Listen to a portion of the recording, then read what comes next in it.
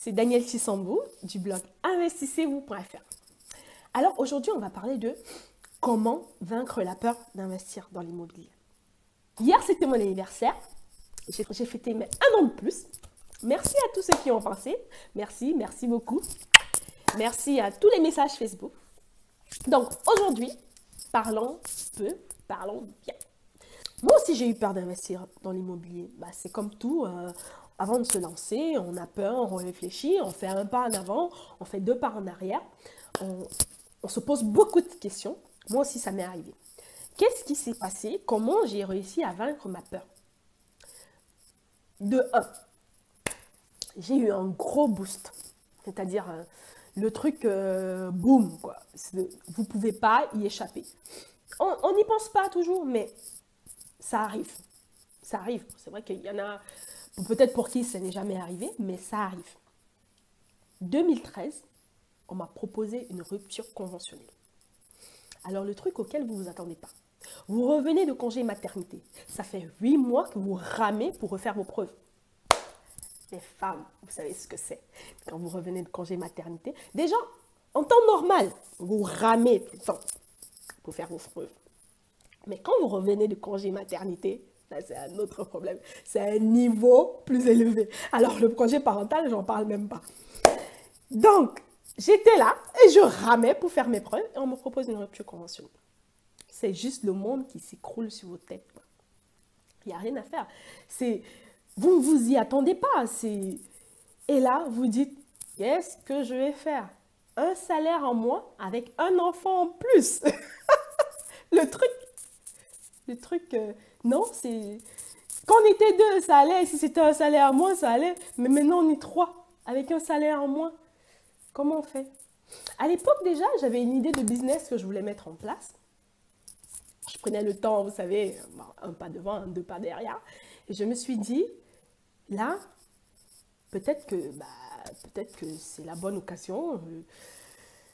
Mais mettre le truc en place, avoir les économies qui vont avec, faire toutes les démarches pour pouvoir un jour poser le truc et récolter les fruits 18 mois après, ou si vous avez bien bossé un an après, ça fait quand même un salaire en moins. Excusez-moi, mais ça fait un salaire en moins.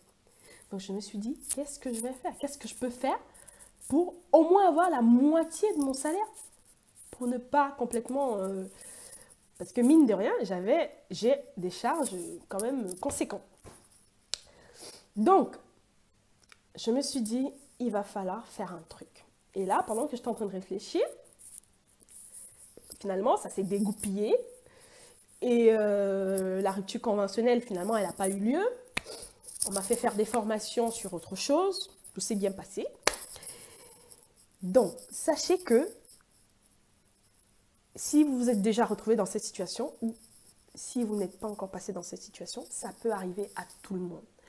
Vaut mieux faire son coussin dès maintenant. Au moins, pouvoir se retrouver avec la moitié de son salaire. Vous pouvez très bien vous retrouver avec tout votre salaire dans l'immobilier. Mais je pense qu'il faut quand même la moitié du salaire pour se sentir confortablement, pour se sentir apaisé si jamais une situation pareille nous arrive. Tout le monde perd son travail, hein. Ça n'arrive pas qu'aux autres, tout le monde peut perdre son travail. Donc, les filles, pensez bien à faire votre coussin. Le deuxième boost que j'ai eu, c'est que, donc, après toutes ces péripéties, je me suis dit, il faut que je me lance. Mais pour ça, il faut que je trouve quelqu'un qui l'a fait, qui le fait et qui l'a bien fait. Donc, j'ai trouvé quelqu'un. Donc, ce que je vous dis, en fait, ce que je veux vous dire, c'est que si vous avez vraiment peur, si vous êtes bloqué, paralysé par la peur, trouvez quelqu'un qui peut vous mettre en place toutes les étapes. C'est-à-dire, vous trouvez l'appartement, qui va vous trouver l'appartement, qui va vous aider dans les démarches à faire, administrativement, avec le banquier, que ce soit un coursier, que je ne sais pas quoi, et quelqu'un qui va gérer votre bien. C'est important. Parce que la gestion ne se fait pas comme ça. Surtout, pensez à la rentabilité. La rentabilité, les filles. Donc, malgré tout ce que vous allez mettre en place, c'est-à-dire l'agent qui va vous trouver le bien, le coursier qui va faire la partie financière et la gestion du bien, il faut que vous ayez un cash flow positif. Le cash flow est important, surtout pour le premier investissement. Le premier investissement, c'est celui qui vous donnera le courage de faire un nouvel investissement. Parce que si vous plantez dans votre premier investissement, pour refaire une autre opération, vous aurez encore plus peur que la première opération. C'est aussi simple que ça. Parce que déjà, un, le banquier ne vous fera pas confiance, mais surtout de deux, vous n'aurez plus confiance en vous-même.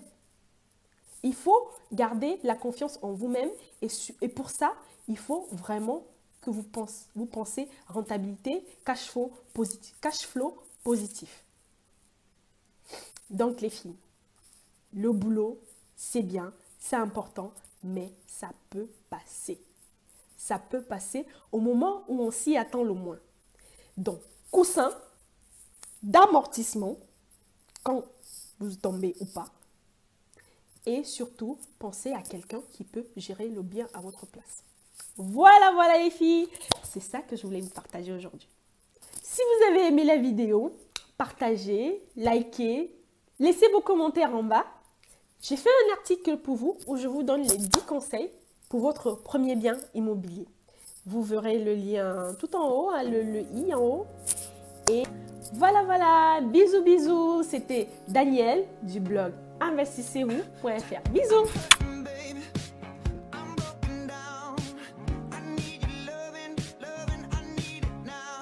C'est un peu comme le coussin d'allaitement.